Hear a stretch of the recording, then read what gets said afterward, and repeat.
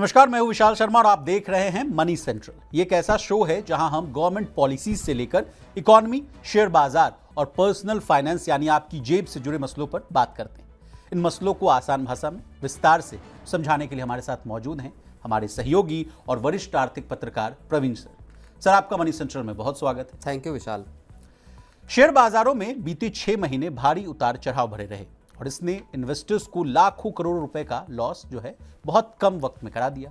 सवाल सबके जहन में यह है कि भारतीय बाजार में आगे क्या होगा, इकोनॉमी क्या दौड़ेगी या स्लो डाउन का शिकार होगी। दिग्गजों की राय भी इस पर बटी हुई है। अब दो बड़े जानकारों ने उलट राय भारतीय बाजारों को लेकर दी। इनमें एक है जिम वॉकर और दूसरे हैं डॉक्टर डूम यानी मार्क फाबर। अब इन्होंने क्या कहा है, इसे हम आज डिस्कस करने वाले हैं। बीते कुछ महीनों से पूरी दुनिया बस एक सवाल से परेशान है और वो ये है कि आखिर ट्रंप के टैरिफ कार्ड की मार कितनी गहरी होने वाली है। भारत अपनी तरफ से हर वो कोशिश कर रहा है कि किसी भी तरह से देश को इस मुश्किल हालात से बिना नुकसान के निकाला जा सके। सवाल बड़ा ये भी है कि ये टैरिफ के जोखिम भारत पर कितने भारी पड़ सकते हैं। अब इसी पर S&P ग्लोबल रेटिंग्स की एक बड़ी रिपोर्ट आई है। इस रिपोर्ट में क्या है, इसे समझने की कोशिश करेंगे। आज बात करेंगे भारत के 23 अरब डॉलर के उस प्लान की जो अब ठंडे बस्ते में जाता दिख रहा है। चीन से मुकाबले के लिए उतारे गए इस भारी भरकम प्लान के सामने क्या आफत आई, ये डिस्कस करेंगे आज के मनी सेंट्रल। इसके अलावा आज बात होगी रूस की तेल कंपनी रोजनेफ्ट भारत में कैसे फंस गई और क्या भारत में इसके चलाए जा रहे नायरा के पेट्रोल पंप्स के सामने भी मुश्किलें पैदा होने वाली। तो चलिए मनी सेंट्रल की शुरुआत करेंगे अमेरिका और ट्रंप के टैरिफ वॉर से। अमेरिकी राष्ट्रपति डोनाल्ड ट्रंप भारत पर टैरिफ लगाने का ऐलान कर चुके हैं। 2 अप्रैल को भारत पर कितना टैरिफ लगेगा, इसका इंतजार दलाल स्ट्रीट से लेकर देश के केंद्रीय बैंक तक, बोर्ड रूम से लेकर पॉलिसी मेकर्स तक हर कोई कर रहा है। डोनाल्ड ट्रंप पहले कई बार कह चुके हैं कि भारत अन्य देशों की तुलना में सबसे ज्यादा टैरिफ लगाता है। ऐसे में कहा जा रहा है कि अमेरिका भी भारत पर उतना ही टैरिफ लगाएगा। अब भारत पर इसका कितना व्यापक असर होगा, इस पर S&P ग्लोबल ने एक रिपोर्ट पेश की। सर, मेरा आपसे सवाल है कि S&P ग्लोबल की जो रिपोर्ट है वो क्या कहती? देखिए, जिस तरह से ट्रंप के टैरिफ कार्ड का खतरा भारत पर और पूरी दुनिया पर मंडरा रहा है जी, उसमें इस बात की आशंका जताई जा रही थी कि भारत की इकोनॉमी को इस पूरे टैरिफ के जो वॉर शुरू हुई है इसका तगड़ा झटका भारत की इकोनॉमी पर लग सकता है जी। अब S&P ग्लोबल की रिपोर्ट जो आई है उसमें एक बहुत अहम बात कही गई है। कहा गया है कि भारत पर इसका एक बेहद सीमित या लिमिटेड इफेक्ट पड़ेगा, बहुत सीमित असर भारत पर इसका होने वाला है। इस रिपोर्ट में यह कहा गया है S&P ग्लोबल की कि भारत की अर्थव्यवस्था मजबूत है, रेजिलिएंट है और उसने मुश्किल हालात में अपनी टिकाऊपन को दिखाया है। और इस दूसरी चीज़, एक बड़ी बात जो कही गई है वो ये कही गई कि अमेरिका के साथ भारत का एक्सपोजर कम है जी। तो इस वजह से इकोनॉमी पर भारत की इम्पैक्ट पड़ना बहुत सीमित है। इनडायरेक्ट एक इम्पैक्ट जो है वो हल्का नज़र आएगा। सर, एक्सपोजर से आपका क्या मतलब है कि जो ट्रेड डेफिसिट वाली जो बात है सर, वो आप संकेत देना चाह रहे हैं जो 45.7 बिलियन डॉलर्स के आसपास है? बिल्कुल। जो देखिए, भारत के जो ट्रेड सरप्लस में है अमेरिका के साथ, लगभग 46 बिलियन डॉलर का इंडिया ट्रेड सरप्लस में है अमेरिका के साथ। एक्सपोजर से मतलब है एक्सपोर्ट इंपोर्ट को लेके जो भारत का जो कारोबार है वो उतना ज़्यादा बड़ा नहीं है अमेरिका के साथ, जिससे कि उस पर इंडिया का जो एक्सपोर्ट है अमेरिका को सर वो इतना बड़ा नहीं है, जिससे कि भारत के जो गुड्स हैं, चाहे जेम्स एंड ज्वेलरी हो, स्टील हो, एल्यूमिनियम हो या दूसरे प्रोडक्ट्स हो, मशीनरी हो, इतना बड़ा वो कारोबार नहीं है कि जिससे उस पर बहुत ज़्यादा असर पड़े। ये मोटे तौर पर बात कही गई है। लेकिन फिर भी स्टील हो गया, एल्यूमिनियम हो गया, दूसरे प्रोडक्ट्स हो गए, वहाँ पर कुछ असर दिखाई देगा अगर अमेरिका इन रेसिप्रोकल टैरिफ को इम्प्लीमेंट करता है। जैसा ट्रंप ऐलान कर चुके हैं कि 2 तारीख को यानी 2 अप्रैल से ये लागू हो जाएंगे। न केवल दुनिया भर के इकोनॉमीज देश देख रहे हैं बल्कि भारत का मार्केट भी अब इसी बात का इंतजार कर रहा है कि क्या ये टैरिफ टाले जाएंगे या 2 तारीख की जो वार्निंग ट्रंप दे चुके हैं। ट्रंप ये भी कह चुके हैं कि भारत शायद अपने टैरिफ को घटाएगा। भारत जो अमेरिका का जो प्रोडक्ट्स इंडिया आते हैं उन पर जो भारत ऊंचे रेट्स लेता है वहाँ पर इंडिया कुछ रियायतें देगा, ऐसा ट्रंप भी अपनी तरफ से इंडिकेशन दे चुके हैं। हालांकि भारत की तरफ से साफ तौर पे कहा गया अभी कोई डील नहीं, अभी कोई रियायतों का भारत सरकार की तरफ से वादा नहीं किया गया है। जी जी सर, आपने जो चर्चा की उस पर आपने कहा कि 2 अप्रैल को ये फैसला हो जाएगा, देखने को भी मिल जाएगा कि क्या होगा। लेकिन सर उसके पहले ये जो वार पलटवार है, या ये तो पहले भी कहते हुए दिखे थे कि कनाडा, मेक्सिको और चाइना पर हम लोग लगा देंगे, फिर उसके बाद ये अपने बयान से वापस पलट जाते हैं, फिर कहते हैं कि नहीं नहीं हम फिर आगे टाल दिया।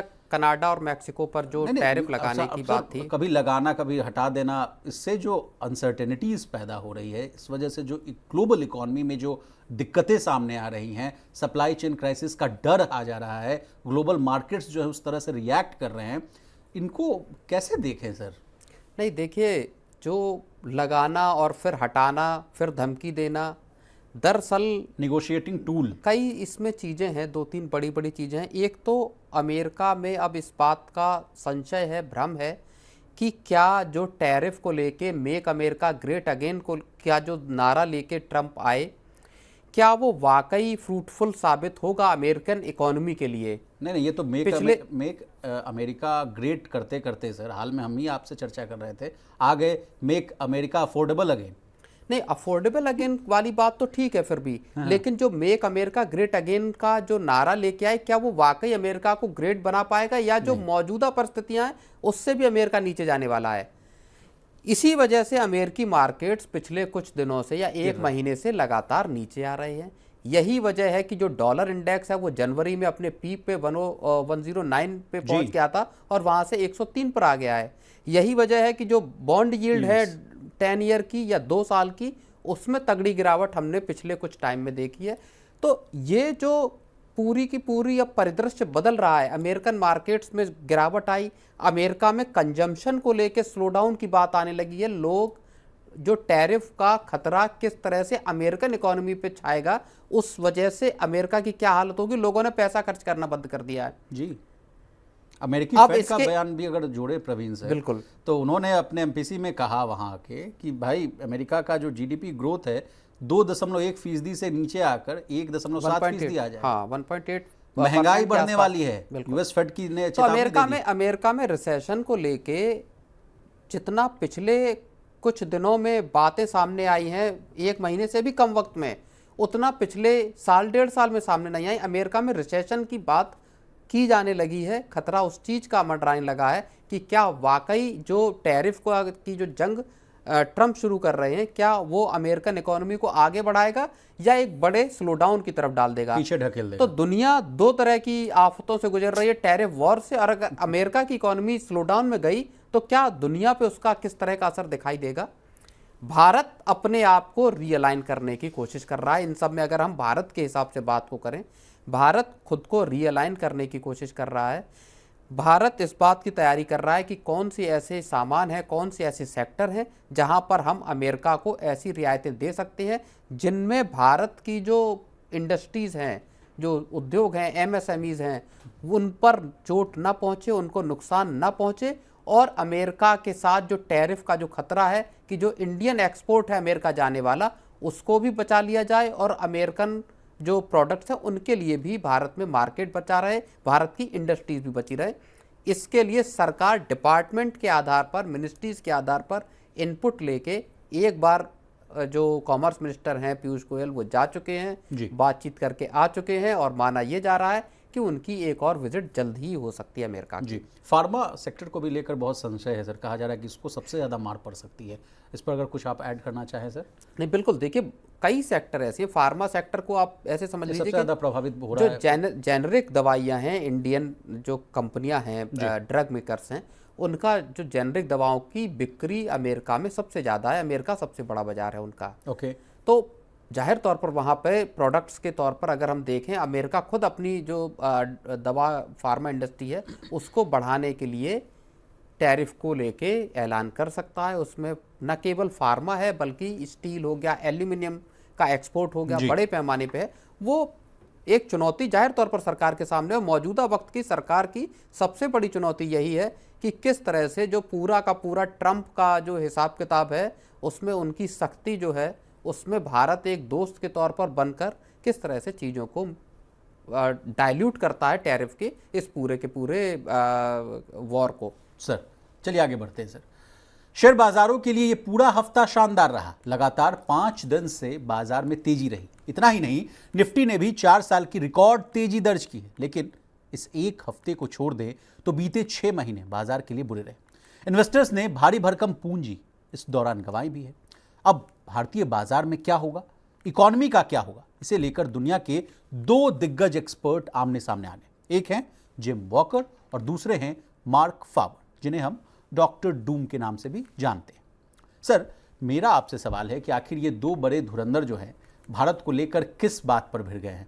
और लगातार जो भिड़ने से मुझे याद आता है सर, लगातार यहाँ लोग भिड़ रहे हैं। एस नरेन हो, राधिका जी हों, या शंकर शर्मा साहब हो, या समीर अरोड़ा साहब हों, लगातार जो वर्सेस वाला जो लड़ाई है वो चल रहा है सर। नहीं, बिल्कुल बाजार को लेकर या दुनिया में पूरा का पूरा जो ग्लोबल अनसर्टेनिटीज़ क्रिएट हुई हैं, उसका असर किस तरह का नज़र आएगा, भारत पर उसका क्या असर नज़र आएगा, इसको लेके साफ तौर पर 2 धाराएं हैं जी। और हम इस बात का जिक्र बार बार कर चुके हैं, चाहे शंकर शर्मा हो, चाहे एस नरेन हो, या बाकी बड़े दिग्गज हों, जो रॉबर्ट कियोसाकी हो, जॉन वॉकर हो। हाँ बिल्कुल। तो अर्थशास्त्री से लेकर मार्केट को समझने वाले तमाम लोग, एक धड़ा है जो ये कह रहा है कि आगे अच्छे दिन आने वाले हैं, आगे मार्केट भागने वाले हैं, भारत सबसे प्रॉमिसिंग मार्केट है। ठीक है। दूसरा धड़ा ये कह रहा है कि दुनिया अब एक बड़े संकट की तरफ दौड़ रही है, दुनिया अब तक के सबसे बड़े रिसेशन का शिकार होने वाली है जी। जो अभी हाल में ही एक और बड़े दिग्गज ने कहा था कि 15-16 साल हो गए हैं 2008 की जो क्राइसिस आई थी जी, सब प्राइम क्राइसिस, उसके बाद से कोई संकट नहीं आया। ऐसे में अमेरिकन इकोनॉमी बड़े रिसेशन की तरफ जा सकती है, जिम रॉजर्स ने ये बोला था। और अब जो चाइना वाला भी बात है बिल्कुल, अब जिम वॉकर और मार्क फाबर जो डॉक्टर डूम के नाम से जाने जाते हैं, दोनों की बिल्कुल स्टार्क डिफरेंट राय है इस मामले को लेके। जिम वॉकर कह रहे हैं कि भारत का बाजार इस समय सबसे अच्छा बाजार उनको नज़र आ रहा है, वियतनाम का बाजार है और उसके अलावा इंडियन मार्केट है जो सबसे प्रॉमिसिंग नज़र आ रही है। भारत में प्रॉफिट साइकिल एक मजबूत प्रॉफिट साइकिल है जी, इन्वेस्टमेंट की ज़बरदस्त अपॉर्चुनिटीज़ दिखाई दे रही है भारत में, और भारत का जो इकोनॉमिक आउटलुक है वो बहुत मजबूत है। और ऐसे में भारत का बाजार इस वक्त निवेश करने के लिए सबसे बढ़िया बाजार है। जी सर, ये जी आप ऐड करना चाह रहे थे। 2008 की जो मंदी आई थी उसकी सबसे पहले अगर भविष्यवाणी किसी ने की थी तो जिम वॉकर ने की थी। इस हिसाब से आप समझिए कि उनकी राय एनडीटीवी के इंटरव्यू में उन्होंने कल ये बात कही थी कि भारतीय मार्केट जो है, भारत की अर्थव्यवस्था है, वो इतनी मजबूत है, स्ट्रांग है कि वहाँ पर सबसे ज़्यादा निवेश के मौके इस वक्त बने हुए हैं और भारतीय बाजार और कंपनियां जो हैं वो ज़्यादा अच्छे रिटर्न देने की स्थिति में हैं। जी दूसरी बात भी दूसरी तरफ डॉक्टर डूम है। हाँ जी, उन्होंने कहा है, मार्क फाबर, उन्होंने कहा है कि भले थोड़ी तेजी अगर दिखाई देती है, अगर रिबाउंड आता है तो जो इन्वेस्टर्स हैं उनको सबसे पहला मौका देख के मार्केट से निकल जाना चाहिए, क्योंकि बाजार के और दुनिया भर की इकोनॉमीज के बुरे दिन आने वाले हैं, मुश्किल वक्त आ सकता है, कभी भी चीज़ें खराब हो सकती हैं। तो ये उनकी एक भविष्यवाणी है। दूसरी तरफ जिम वॉकर की भविष्यवाणी है। सर मैं जो बार बार आपको इंटरप्ट करने की कोशिश कर रहा था, कहा जाता है कि अगर दुनिया में अगर बहुत हलचल मच रही हो तो वो पैसा जो है ना एशिया में आता है। तो एशिया में 2 दिग्गज हैं, माना जाता है कि चाइना और इंडिया। चाइना की भी जो स्थिति है आपसे भी छुपी हुई नहीं है। तमाम जो रिपोर्ट्स आ रही हैं, चाहे वो घोस्ट हाउस वाला कॉन्सेप्ट हो, रियल स्टेट सेक्टर वहाँ पर डूबा हो, या फिस्कल जो वहाँ डेफिसिट वाला मामला है, और तमाम तरह की इकॉनमी में जितने भी जो वहाँ दिक्कतें आ रही है, तो वहाँ भी कहा गया कि पहले वहाँ इन्वेस्टमेंट का बहुत ही अट्रैक्टिव डेस्टिनेशन को बताया गया चाइना को कि हाँ भाई बहुत अच्छा हो गया, कोविड के बाद ये रिवाइव कर रहे हैं, अब यहीं सब कुछ आएगा, जो मैन्युफैक्चरिंग हब होगा फिर से वो बनेगा। लेकिन धीरे धीरे वहाँ भी पाया गया कि समस्याएं नहीं भाई, वहाँ भी अगर समस्याएं आएंगी, जियोपॉलिटिकल टेंशन जैसे ही बढ़ेंगे, फटाफट वहाँ से भी जो पैसा है आता हुआ दिखेगा इंडिया में। 30 से 40% की बात की जा रही थी कि जितना जो भारत से जो पैसा गया है, 2 लाख करोड़ 4 लाख करोड़ का जो FIIs का सेलिंग है, वो उसका 40% जो है भारत में आता हुआ दिखेगा। तो इस कहानी को उस कहानी से हम लोग जोड़कर देखें क्या? चीन की स्थितियां अलग हैं। चीन अपनी ग्रोथ को, जो उसने 5% ग्रोथ का टारगेट रखा है, उसको वो आर्टिफिशियली बनाए रखने के लिए कोशिशें कर रहा है। तो सस्टेन करना चाह रहा है। सस्टेन नहीं, ग्रोथ करना चाहता है वो 5% की, लेकिन वो आर्टिफिशियल तरीके से, उसका तरीका क्या है कि स्टिमुलस पैकेज वो डाल रहा है, लोगों के हाथ में पैसा डाल रहा है, इकोनॉमी में पैसा झोंक रहा है। ओके। इसके रिपल इफेक्ट क्या होंगे ये आगे चलकर पता चलेगा। लोग खरीदने की स्थिति में नहीं है वहां सामान। जो कंजम्पशन की क्राइसिस है, चीन का पैटर्न इंडिया के पैटर्न से कतई अलग है। ओके। चीन डिफ्लेशन का शिकार है, इंडिया में इन्फ्लेशन है। चीन में लोग खरीद नहीं रहे क्योंकि पूरा का पूरा जो इकोनॉमी है वो एक तरह से डिस्ट्रेस के मोड में है। जो बिलियंस ऑफ डॉलर्स का जो रियल्टी सेक्टर है वो धराशायी होने के कगार पर है। 300-400 बिलियन डॉलर की चीन ने स्टिमुलस दिया है कि लोग सामान खरीदें, लोग पेंशन दें, बाकी सारी चीज़ों के लिए चीन कृत्रिम तौर पर अपनी इकोनॉमी को खड़े करने की कोशिश कर रहा है। दूसरी एक जो बड़ी बात है चीन के साथ और जो इंडिया के साथ नहीं है वो है इफरात की मुसीबत। इफरात मतलब अत्यधिक एक्सेस। अच्छा। चीन एक्सेस प्रोडक्शन के ढेर पर खड़ा हुआ है। ओके। बहुत ज्यादा उत्पादन है और दुनिया भर में अब उसका कोई खरीदार है नहीं, इसीलिए वो सारा माल चाह रहा है कि अपने देश के अब वो लोगों को अपने देश में कहाँ खत्म हो। कैपेसिटी आपने बिल्डअप कर ली, अब उस कैपेसिटी से चीजें अगर निकल कर आ रही तो वो कैसे खपेंगी। कीमतें जो कॉस्ट ऑफ प्रोडक्शन है उससे भी सस्ती हो रही हैं चाइना में। अब वो माल जाएगा, इसीलिए डिफ्लेशन है। अब वो माल जाएगा कहाँ? जो दुनिया के दूसरे देशों के लिए बनाया गया था वो चीन में खप नहीं पा रहा। तो चाइना की समस्या बहुत अलग है। चीन कोशिश कर रहा है कि अमेरिका के साथ जो टैरिफ का पूरा मसला है उसको किसी तरह जल्द से जल्द सुलझाया जाए, ताकि न सिर्फ अमेरिका बल्कि दुनिया भर में उसके माल की आपूर्ति, क्योंकि पूरी दुनिया अगर प्रोटेक्शनिज्म पे खड़ी हो जाएगी, सबसे बड़ा लॉस अगर किसी का होना है तो चीन का होना है। क्योंकि चीन दुनिया का सप्लाई हब है, चीन दुनिया का मैन्युफैक्चरिंग हब है। भारत ने कोशिश की चीन से बहुत हद तक की सप्लाई चेन को हम अपने यहाँ शिफ्ट करें कोविड के टाइम खास तौर पर, लेकिन वो उस स्केल पे नहीं है जिस स्केल पे चीन ने अपने यहाँ मैन्युफैक्चरिंग कैपेसिटी क्रिएट कर रखी है। चलिए इन सब चीज से पर्दा हट जाएगा 2 अप्रैल को सर, है ना? हाँ, 2 अप्रैल को अमेरिका किस तरह के रेसिप्रोकल टैरिफ लगाता है या नहीं लगाता है। सुनने में यह भी आ रहा है कि शी जिनपिंग जल्द ही अमेरिका जाकर मुलाकात करने की तैयारी में है, ताकि पूरे के पूरे मामले को एक ट्रेड वार को शुरू होने से वो पहले ही रोक दें। ये बड़ी खबर है सर। हाँ, ये इस तरह की खबरें हैं कि वो जाकर मिलना चाहते हैं, बट देखिए क्या उसमें निकल कर आता है। आगे बढ़ते हैं सर और आप बात करते हैं 23 अरब डॉलर के उस महत्वाकांक्षी प्रोजेक्ट की जहां भारत सरकार अपने पैर पीछे खींचती हुई नजर आ रही है। सरकार ने डोमेस्टिक मैन्युफैक्चरिंग को लेकर शुरू किए गए इस बड़े प्रोजेक्ट को सिर्फ 4 साल में ही खत्म कर दिया। यह स्कीम 14 पायलट सेक्टरों से आगे नहीं बढ़ी और साथ ही प्रोडक्शन डेडलाइन को भी एक्सटेंड नहीं किया जाएगा। हालांकि कंपनियां इसे बढ़ाने की मांग कर रही है। बात है पीएलआई यानी production linked incentive scheme. Sir, मेरा आपसे सवाल है कि आखिर सरकार को इस बड़े प्रोजेक्ट से पैर पीछे क्यों खींचने पड़े? देखिए, मुझको जो लगता है, जो रॉयटर्स की खबर आई है जिसमें यह कहा गया है कि सरकार प्रोडक्शन लिंक्ड इंसेंटिव स्कीम को बंद करने की तैयारी में है या उसको बंद कर दिया गया है, उसके पीछे बड़ी वजह यह है कि सरकार जिन टारगेट्स को लेकर चल रही थी, सरकार जिस तरह के अचीवमेंट हासिल करने के बारे में सोच रही थी पीएलआई के जरिए, वो शायद हासिल नहीं हो पाए हैं। सर, आप चर्चा में आगे बढ़िएगा, लेकिन सबसे पहले हम आपसे समझना चाहेंगे, हमारे व्यूअर समझना चाहेंगे, what is PLI? PLI basically एक इंसेंटिव स्कीम है, जैसा उसके अंत में लिखा हुआ incentive scheme, production linked intensive scheme, यानी प्रोडक्शन के साथ आपको लिंक कर दिया गया है इंसेंटिव को। मान लीजिए सर, इसको आसान भाषा में, इसको बोतल में पानी, देखिए सीधी बात समझा देता हूं।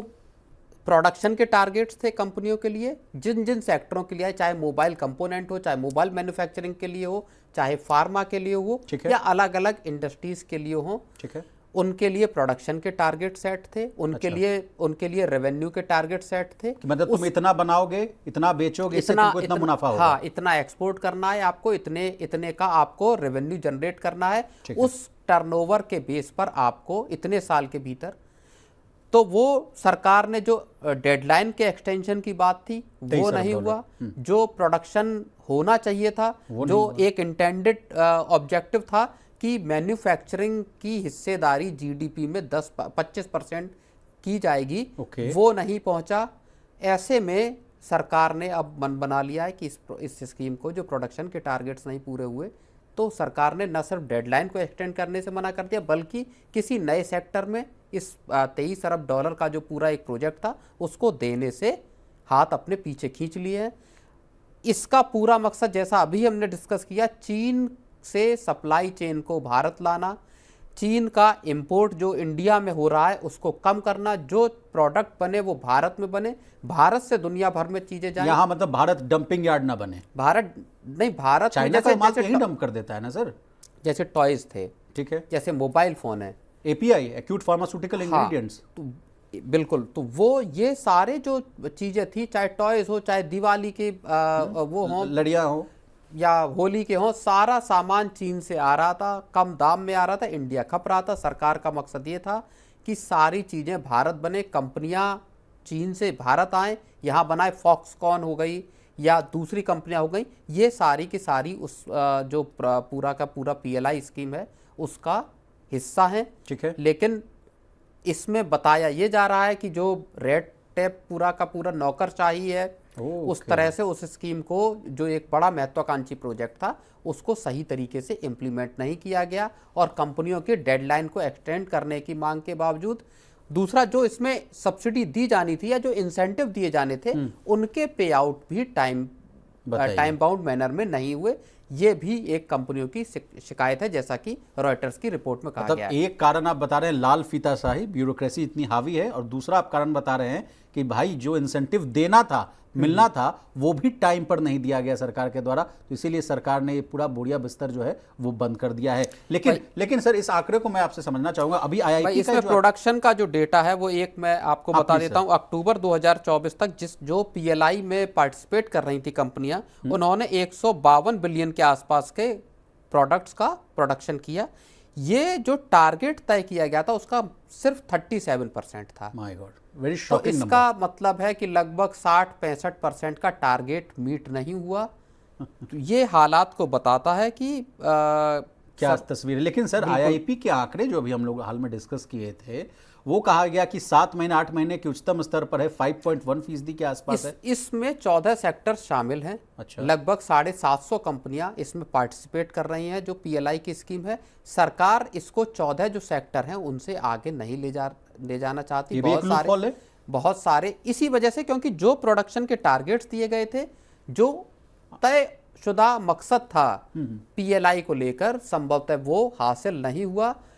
फार्मा और आपका मोबाइल मैन्युफैक्चरिंग को छोड़ दें तो बाकी ज़्यादातर सेक्टरों में ये अपने जो सरकार का तय मानदंड है या जो टारगेट्स थे उनको पूरा नहीं कर पाई, और इसी वजह से सरकार अब इसको और आगे बढ़ाने के मूड में नहीं दिखाई दे रही। और ये जाहिर तौर पर एक बहुत बड़ी फेल्योर, या कह सकते हैं बहुत बड़ा फेल्योर है कि आप एक तरफ जब देश को आत्मनिर्भर बनाना चाहते हैं, प्रोडक्शन के मामले में मैन्युफैक्चरिंग का हब बनाना चाहते हैं, वहां 47 तक सर कह रहे हैं कि हम डेवलप्ड कंट्री बन जाएंगे, विकसित भारत बना देंगे हम, तो ये टारगेट दिया जा रहा है, इतने ट्रिलियन डॉलर की इकॉनमी बन जाएंगे, और हालत ये है कि 65% अपने टारगेट को हम लोग तो मीट ही नहीं कर पा रहे। चलिए सर, बिगर पिक्चर पर आपसे बात करते हैं कि अब क्या करना चाहिए ताकि इस पे हम लोग ना बूस्ट कर ला पाए, मैन्युफैक्चरिंग को बढ़ावा दिया जा सके। नहीं, माना ये जा रहा है, जो रॉयटर्स की खबर है उसके हिसाब से, कि सरकार इसको पीएलआई की जगह एक ऑल्टरनेटिव प्लान पे काम कर रही है, जिसमें कंपनी प्लांट लगा देगी। आपने जो पार्टिसिपेट करेंगी कंपनी, वो प्लांट लगा देंगी, तो उनको उसके प्लांट लगाने के बाद ही सरकार इंसेंटिव मुहैया करा देगी। उसमें कोई प्रोडक्शन लिंक्ड टारगेट या इस तरह की चीज़ें नहीं होंगी कि आप इतना टर्नओवर अचीव कीजिए, आप इतना प्रोडक्शन कीजिए, इतना एक्सपोर्ट कीजिए, उस तरह के टारगेट उसमें नहीं होंगे। तो इस तरह का एक व्यवस्था लाने की सरकार कोशिश कर रही है। देखना ये होगा कि क्या वाकई सरकार की तरफ से इसका पीएलआई को बंद करने का या दूसरे सेक्टरों में न ले जाने का कोई औपचारिक तौर पर ऐलान होता है या नहीं होता है, या और कुछ करने की भी ज़रूरत है सर, वो हम आपसे जानना चाह रहे हैं ताकि मैन्युफैक्चरिंग बूस्ट अप हो सके। बिल्कुल, सरकार को जाहिर तौर पर जिस तरह के नौकरशाही वाली जो चीज़ों में फंसी, देखिए ईज ऑफ नौकरशाही वाली बात से मुझे याद आया कि हम लोग तमाम जो इकोनॉमिक फैक्टर्स वाला भी जो चर्चा हम लोग कर रहे थे कि गिन गुत के सरकार के पास लगता है कि 5 से 6 ही ब्यूरोक्रेट हैं, उन्हीं के दम पर ये सरकार चला रहे हैं। आरबीआई का कमान देना हो, फाइनेंस सेक्रेटरी का कमान देना हो, होम सेक्रेटरी का कमान देना हो, कैबिनेट सेक्रेटरी का कमान देना हो, घूम फिर कर ये कुछ कैडर के अपने जो अफसर्स हैं, आईएएस अफसर्स हैं या ऑल इंडिया सर्विसेज के जो अफसर्स हैं, वही इस देश के बागडोर नहीं, देखिए, नीतियां बनना और नीतियों का इम्प्लीमेंटेशन दो अलग अलग चीजें हैं। These are very two different things. जरूरी नहीं है कि अच्छी नीति बनी हो तो वो धरातल पर अच्छी तरह से इम्प्लीमेंट की गई हो। मोदी सरकार के जो पिछले 1-2 टर्म और ये वाला टर्म में ये चीज़ दिखाई देती है कि नीतियां कुछ बहुत बेहतरीन बनी, लेकिन क्या वो ज़मीनी स्तर पर उतने इफ़ेक्टिव तौर पर लागू हो पाई। हालांकि पिछली सरकारों के मुकाबले ये चीज़ यहाँ कई गुना बेहतर है। जहाँ पर की नीतियाँ बनती हैं तो वो उनका ज़मीन पर या धरातल पर असर दिखाई देता है। बहुत सारी ऐसी स्कीमें हैं जी। जैसे स्वच्छ भारत की आप स्कीम देख लीजिए, हर घर नल से पानी की स्कीम आप देख लीजिए, गेम चेंजर जैम ट्रिनिटी हो, फाइनेंशियली इंक्लूजन करने की बात हो, या आप इंफ्रास्ट्रक्चर का बूस्ट देख लीजिए, सड़कों का निर्माण देख लीजिए, गांव से लेकर शहरों तक लेकिन सर सबको घर देने देने की मिडिल क्लास, जो नितिन गडकरी भी कह गए और दिवंगत जो है अरुण जेटली साहब भी कह गए कि इंडिया का जो मिडिल क्लास है ना, इट इज़ वेरी एस्पिरेशनल। तो जो आदमी की ख्वाहिशें हैं ना कि हाँ भाई ये भी पूरा हो जाए, वो भी पूरा हो जाए, तो इसलिए सरकार से हमारी जो डिमांड रहती है वो भी थोड़ा ज़्यादा ही रहती है। नहीं, बहुत सारे देखो स्ट्रक्चरल रिफॉर्म करने की अभी भी ज़रूरत है। बहुत सारे, चाहे ब्यूरोक्रेसी के लेवल पर हो, ताकि जो स्कीमें हैं जो बन रही हैं उनमें इतनी कॉम्प्लेक्सिटी ना रहे कि वो आसानी से कंपनियां उसको अडॉप्ट कर पाएँ। बहुत सारे, चाहे जीएसटी के हों, चाहे कॉरपोरेट टैक्स को लेके हों, मतलब टैक्सेशन को लेके हो, या आपको बिजनेस कैसे आप आसानी से खड़ा कर सकते हैं उसको लेके हो, इन तमाम चीज़ों पर, मैन्युफैक्चरिंग यूनिट्स कैसे खड़ी की जा सकती हैं, इन तमाम चीज़ों पर पॉलिसीज़ को रिफ्रेम करने की ज़रूरत है। और तभी जो पीएलआई जैसी स्कीम है जो बेहद महत्वाकांक्षी थी देश के मैन्युफैक्चरिंग के रास्ते पे आगे बढ़ाने में, वहाँ हम जो एक बड़ी आशंका देख रहे हैं वो शायद पैदा ना होती। चलिए सर, और आखिर में बात करेंगे रूस की सबसे बड़ी तेल कंपनी रोजनेफ्ट की। खबर ये आ रही है कि रोजनेफ्ट नायरा एनर्जीज, जिसको पहले एसआर ऑयल के नाम से जाना जाता था, उसमें अपनी 49.13% हिस्सेदारी बेचने पर विचार कर रही है। यह हिस्सेदारी रोजनेफ्ट ने साल 2017 में $12.9 बिलियन के सौदे के तहत हासिल किया था। माना जा रहा है कि कंपनी को 2014 से अमेरिका और यूरोपीय संघ द्वारा लगाए गए प्रतिबंधों से तगड़ा नुकसान हुआ है। इसके अलावा रूस की सबसे बड़ी फाइनेंशियल इन्वेस्टमेंट फर्म्स में से एक यूसीपी इन्वेस्टमेंट ग्रुप भी नायरा एनर्जीज में से अपनी 24.5% हिस्सेदारी बेचने की संभावना तलाश रही है, जिसका वैल्यूएशन अगर हम देखें मोटा मोटी तो वो भी करीब $5 बिलियन के आसपास बताया जा रहा है। सर, मेरा आपसे सवाल है कि क्या नायरा के पेट्रोल पंप बंद होने के कगार पर आ गए हैं? इसके अलावा ये भी खबरें आ रही हैं सर कि रोजनेफ्ट और यूसीपी की रिलायंस इंडस्ट्रीज, अडानी ग्रुप और जेएसडब्ल्यू ग्रुप के साथ बातचीत चल रही। पूरा मामला ये है क्या सर, ये हम समझना चाहेंगे आपसे। नहीं, देखिए, 2017 में एसआर ग्रुप से, जो तब एसआर के पेट्रोल पंप चलाए जा रहे थे, जिसके बाद तक भी काफ़ी वक्त तक दिखे, एसआर जो रवि रुइया की कंपनी थी, उनको से इसको जो रूस की रोजनेफ्ट है उसने बड़ा स्टेक खरीदा, डाइवर्सिफिकेशन करने के लिए खरीदा कि हम भारत में अपने फुटप्रिंट्स बनाएं। और उसके बाद नायरा का पूरा वो हुआ, जो यूसीपी पार्टनरशिप जिसका आप बात कर रहे हैं, इन्होंने 24.25% स्टेक खरीदा, रोजनेफ्ट के पास 49% स्टेक हुआ। लेकिन तब से अब तक एक तो रोजनेफ्ट को इंडियन ऑपरेशंस में जो नायरा के पेट्रोल पंप चला रहे हैं उसमें बड़ा लॉस हुआ, प्लस पैसे को किस तरह से, जो प्रतिबंध जिस तरह के सैंक्शन लगे उसके बाद किस तरह से पैसे को ले जाया जाए रूस में, अपने ऑपरेशंस को किस तरह से विस्तार किया जाए। रोजनेफ्ट के पास रूस में खुद अपने एक्सपेंशन को लेकर बहुत सारी मुश्किलें हैं, जो कि पिछले 2-3 साल में वॉर की वजह से, जो रूस यूक्रेन जंग की वजह से पैदा हुई सिचुएशन, और इसी साल जनवरी में जब और कड़े प्रतिबंध लगा दिए बाइडेन एडमिन ने जाने से ठीक पहले, रूसी तेल के, रूसी टैंकरों और रूसी ऑयल ट्रेडर्स पर जो प्रतिबंध लगा दिए, उसने चीज़ों को और कॉम्प्लेक्स बना दिया नायरा के लिए। नायरा के सहारे हम बात करें तो रोजनेफ्ट के लिए 6,500 पेट्रोल पंप नायरा के इस वक्त देश में ऑपरेशनल है, और प्राइवेट सेक्टर की किसी भी कंपनी के सबसे ज़्यादा चलने वाले पेट्रोल पंप हैं। ओके। अब जो बातचीत चल रही है उसमें $20 बिलियन की वैल्यूएशन रोजनेफ्ट नायरा की एक तरह से लगाई जा रही है कि $20 बिलियन की ये वैल्यूएशन है। इस हिसाब से अगर हम देखें तो 49% अगर स्टेक की अगर आप बात कर रहे हैं तो तकरीबन $10 अरब का रोजनेफ्ट की कमाई यहाँ पे दिखाई दे रही है। लेकिन कितने लॉसेस हैं उसमें वो देखना पड़ेगा। देश की दूसरी बड़ी रिफाइनरी गुजरात में वाडन, हाँ, ये चलाई जा रही है इसके नायरा के द्वारा। तो एक बड़ा ऑपरेशन था, लेकिन इंडियन ऑपरेशन से एग्जिट करना जाहिर तौर पर फिर वही दिखाता है कि मुश्किलें हैं जो एक भारत और रूस के बीच में जो ट्रेड और ऑयल को खरीदने को लेके जो रूबल ट्रेड वाली बात थी। भारत रूस की बात होती है सर, तो जो रूबल और जो ट्रेड वाली जो बात होती है वो मैं आपसे बहुत बेहतर तरीके से समझने की कोशिश करता हूँ। उस समय भी जब क्राइसिस हुआ था सर, तो कहा गया था कि भारत को अगर सस्ता क्रूड लेना है, आंकड़े तो यही कहते हैं सर कि 85 से 90% अपनी जो ज़रूरत का जो तेल है हम विदेशों से आयात करते हैं। और उसमें कहा गया कि भाई आप मान लीजिए 100 रुपये में खरीद रहे हैं तो हमसे खरीदिए, हम डिस्काउंट पे आपको देंगे। ये फटाक से भारत की सरकार गई कि हाँ भाई हमको दो, और हमारे रुपये में, डॉलराइजेशन की बात नहीं कर रहा हूँ मैं, अपने रुपये में, मेरी करेंसी में ट्रेड होगा। एक तो वहाँ बेनिफिट हुआ कि हाँ भाई हमको रुपये में ही देना है, पेट्रोल मिल जाएगा, और दूसरी की सस्ते दर पर मिलेगा। ये वाला भी मामला अगर क्या है, इसको अगर हम आपसे समझना चाहें सर तो। जी बिल्कुल, जब से रूस और यूक्रेन की जंग शुरू हुई, फरवरी 2022 की बात है, तब से रूस और यूक्रेन के बीच में जंग छिड़ गई। उस जंग के बाद से प्रतिबंध लगे रूस पर पूरे यूरोप में और बाकी जगहों पर तेल बेचने को लेके। जैसे ईरान पर लगे हुए हैं प्रतिबंध, दुनिया के देश ईरान से तेल नहीं खरीद सकते, भारत को थोड़ी सी उसमें रियायत है। ऐसे ही रूस के साथ प्रतिबंध लगे, भारत को उसमें रियायत है। अमेरिका ने रियायत दी कि ठीक है आप एक सर्टेन पोर्शन खरीद लीजिए, आप पर प्रतिबंध नहीं लागू होंगे जी। अब वो तेल की खरीद फरोख्त जो होगी, उस खरीद फरोख्त का पैसा आखिर कैसे आदान प्रदान किया जाएगा, ये एक सवाल था। ठीक है। तो भारत ने कहा कि आप चूंकि डॉलर में पेमेंट करने में इंडिया के लिए भी मुश्किल था, मुश्किल का मतलब ये कि भारत के लिए वो एक इम्पोर्ट बिल भारी भरकम हो जाता है। भारत ने राजी किया कि आप साहब रुपए में पेमेंट ले लीजिए। वो ऑस्ट्रो अकाउंट खुलाए गए इंडिया में, मुंबई में। और भारत को दो तरीके के इसमें फायदे हुए। एक तो फायदा ये हुआ कि रुपए में आपको ट्रेड करने की आज़ादी मिली, रुपए में आप पेमेंट कर रहे थे। दूसरी भारत को जो बड़ा फायदा हुआ वो दुनिया के किसी भी देश के मुकाबले भारत ने रूस से सबसे सस्ता तेल उस वक्त लिया।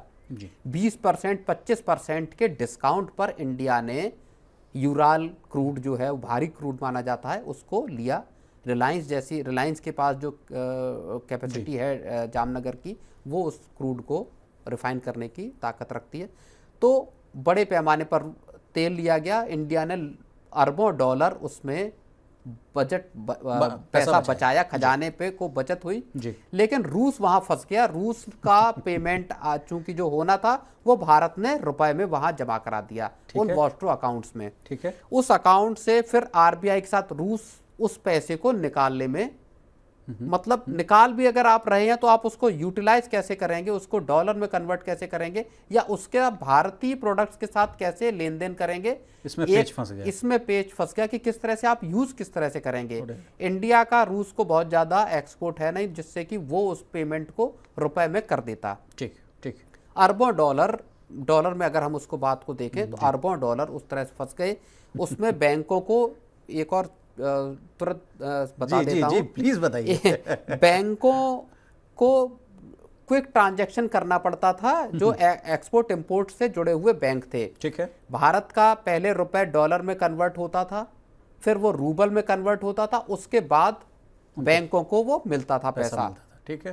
पहले रुपए से डॉलर में कन्वर्ट हुआ, फिर डॉलर से रूबल में कन्वर्ट हुआ, फिर रूबल का पेमेंट उनको रूस को होता था। ये प्रक्रिया हुई। फिर आरबीआई इसमें सीन में आया। आरबीआई ने उदार बनाने की कोशिश की। बातें ये भी हुई कि रूस का जो पैसा है इसको भारतीय शेयरों में और सिक्योरिटीज में लगाया जाए।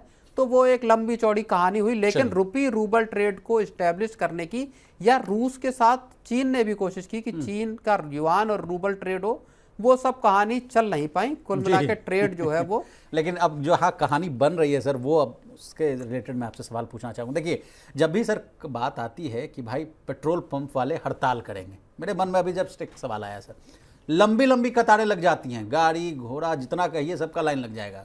कि भाई अब तो पेट्रोल मिलेगा नहीं, एक दिन नहीं मिलेगा, 2 दिन नहीं मिलेगा। डीलर वीलर वाला एसोसिएशन का अगर कभी लड़ाई झगड़ा हो जाता है सर तो वो भी हो जाता है। मेरा सवाल है, जो कि आप कह रहे हैं कि सर इनका लंबा चेन है, अगर खुदा ना खास्ता अगर कुछ बातें गड़बड़ाती हैं तो तेल वेल का संकट तो नहीं हो जाएगा? नहीं नहीं, तेल का संकट कुछ नहीं हो जाएगा। हाँ, 6,500 पेट्रोल पंप हैं, प्राइवेट सेक्टर का सबसे बड़ा रीफिलिंग इनका ऑपरेशन है। लेकिन उसमें बड़ी बात यह है कि देखिए, अगर रोजनेफ्ट बेच रही है तो उसमें खरीद कौन रहा है? 49.5% का स्टेक खरीदेगा कौन? ये भी बातें आ रही है सर। जाहिर तौर पर है भारत की कंपनियां खरीदेंगी। कौन खरीद सकता है? रिलायंस है उसमें, जिसके साथ बातचीत करने की खबरें आ रही हैं। ईटी की खबर है, उसके हिसाब से हम आपको JSW है और अडानी भी है, तो कोई ना कोई उसमें प्राइवेट सेक्टर की कंपनी एंट्री करेगी। रिलायंस ऑलरेडी अपने पेट्रोल पंप चला रही है GOBP के नाम से, ब्रिटिश पेट्रोलियम के साथ उनका जॉइंट वेंचर है, और वो पेट्रोल पंप देश भर में मौजूद हैं। रिलायंस संभवतः रिलायंस के लिए एक बड़ा मौका होगा कि अगर वो इसको एक्विजिशन करती है तो उसके पास एक साथ देश में 6,500 पेट्रोल पंप एडिशनल हासिल करने और उनको चलाने, उनको रिलायंस पेट्रोल पंप। आप बड़ा संकेत दे दिए सर। तो तीनों में जंग होगा, जो हम लोग लगातार खबर करते रहते हैं कि अडानी भी रहेंगे अंबानी से, अंबानी भी रहेंगे अडानी से, तो क्या पेट्रोल पंप के लिए मारामारी होगी? अब देखिए क्या कितना ल्यूक्रेटिव लगता है, क्या वाकई जो नायरा के, उसमें भी एक पेज है, क्या नायरा के ऑपरेशंस प्रॉफिटेबल हैं, उनका बिजनेस में कितना कैपिटल इंटेंसिव है, कितना पैसा लगाना पड़ेगा उसको चलाने के लिए, ये भी देखना। कोई भी नई कंपनी प्लस $10 बिलियन का अगर आप स्टेक खरीदते हैं, उसके बाद आपको ऑपरेशनल कॉस्ट और देनी पड़ती है, तो कितनी वायबल है रिलायंस जैसी, और खास तौर पर ऐसे वक्त पर जबकि पूरी दुनिया गड्ढमड्ढ चल रही है, ग्लोबल अनसर्टेनिटीज इतनी ज्यादा है, टैरिफ को लेके, बाकी चीजों को लेके। क्या वो धंधा फायदेमंद होगा? पेट्रोल तो ऐसे भी धंधा बहुत रिस्की माना जाता है सर। बिल्कुल। तो क्रूड के प्राइस कब बढ़ जाए, कब कहीं से बम गोला चल जाता है और कब प्राइसेस गिर जाते हैं, चढ़ जाते हैं, तो वो एक खैर अभी राहत देने वाली बात यह है कि 70-72 के डॉलर के आसपास क्रूड चल रहा है सर। ये बड़ी राहत तो ये बात है कि सरकार के लिए राहत की बात है कि 60-70 पे हमारे चल रहा है, आपको तो उतना ही पैसा चुकाना पड़ रहा है। सरकार के लिए और सरकार के खजाने के लिए वो लगातार 2021-22 से ही है। कटौती लास्ट मुझे जहां तक याद है सिर्फ 2 रुपए की बस कटौती हुई थी, उसके बाद तो कहाँ ही कुछ। बिल्कुल, 100 पे तेल पेट्रोल है और 90 के आसपास डीजल है, तो आम आदमी के लिए राहत नहीं है, सरकार के लिए। आज के लिए बस इतना ही सर। आपका बहुत शुक्रिया, आपने अपना कीमती समय दिया और तमाम विषयों को बहुत ही आसान भाषा में समझाया। धन्यवाद विशाल। Thank you sir. तो आज के लिए बस इतना ही। इसी तरह देश, दुनिया और बिजनेस जगत से जुड़ी तमाम ताज़ा तरीन खबरों के लिए बने रहिए हमारे साथ और देखते रहिए